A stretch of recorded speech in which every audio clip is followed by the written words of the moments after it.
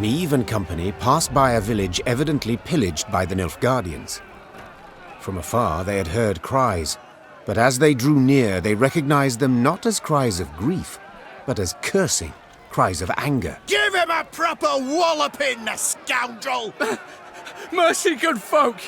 I've done nothing wrong! The villagers stood gathered near the hamlet's center, surrounding an elf, bloodied and cowering. Stones in hand, the peasants threatened and cursed him. The queen demanded an explanation. A ruddy-faced blacksmith stepped forth and spit. A Nilfgaardian spy the horse is, your majesty. He's the one brought him here to raise the village. He's got to hang. The other villagers agreed with the smith. The elf fell at the queen's feet and grovelled. Have mercy, Renner. Save your loyal subject. They lie. They fault me only as I am an elf. Neve was torn, could not decide who spoke the truth. She thus resolved not to meddle at all. Coming to the elf's defense could only rile the resentful crowd. Later, as the villagers placed a noose around his neck, the elf cursed the queen's indifference to his fate. Devils take you, breaker! Devils take you! Your line! Your whole damned land! Neve gave the signal to depart. As her force marched off, all heard the elf's cries of grief and pleas for mercy. Then they stopped mid-sentence, and the silence rang in Neve's and her soldiers' ears. Whence this certainty of his guilt? Have you any proof? Asked Neve. Did anyone see him communing with the foe? Did he hold any coin with a foreign stamp? The villagers eyed Neve angrily, their hands clenched into fists. Yet none dared utter a word in protest. Know this. The Blackclads need no reason to pillage our homes. Now stand aside and let this wretch go. The elf tearfully thanked the queen, then begged her not to leave him behind. Instead, he pleaded vehemently to join her retinue. Your most noble grace, please, I beg you. As soon as you're gone, the Dwan will hang me from the nearest tree. To stop a lynching was one thing. It was another to admit one of uncertain reputation into her ranks. So she denied the elf's request. Yet he sought still to persuade her. Your grace, you know I shall surely die here should I remain. Then pack your belongings and move on, sir, said the queen, swatting aside the elf's hands raised in supplication. No more can I do for you. The elf was unhappy with the queen's decision, this was clear. But he had sense enough to keep his tongue. Soon after, he left the hamlet, a bundle on his back, barking dogs and peasant oaths at his heels.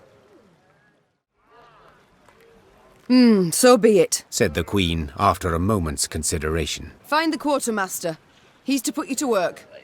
And now we march. The villagers gazed with hatred as the company left the hamlet. When its thatched roof huts disappeared beyond the next bend, Neve breathed a sigh of relief. Neve stood surrounded by advisors, discussing, when all at once they heard a mighty thud. Bloody hell! They looked to see a cavalryman who'd clearly fallen from his saddle.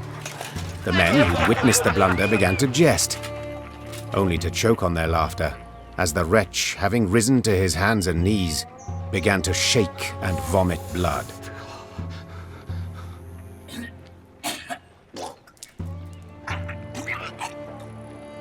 The medic's diagnosis: poison. In spite of his best efforts, the cavalryman breathed his last that very night.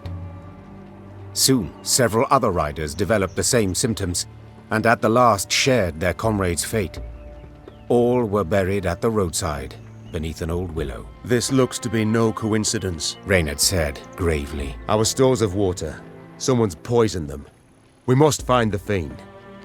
In the interim, your majesty must quench her thirst with wine.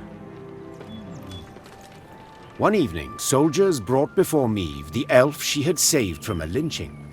It seemed he had been the fiend who had poisoned the water barrels from which several soldiers had drunk, then suffered and died. Yes, I did it. And I regret it not one bit. Seethed the elf. Nilfgaardian, Temerian, some brute from Lyria, you Dwan are all alike. I detest you. all of you, your filth for what you wrought with my brethren. I'm proud. I am that even a few of your kind perished at my hand. Hail and Shay! Neve pursed her lips into a thin white line. Reynard knew the expression. It did not bode well. I should drag you to the capital. Hang you high in the market square. Neve said through gritted teeth. Yet this you would want. Am I right? For your folk to speak of you? For your folk to remember?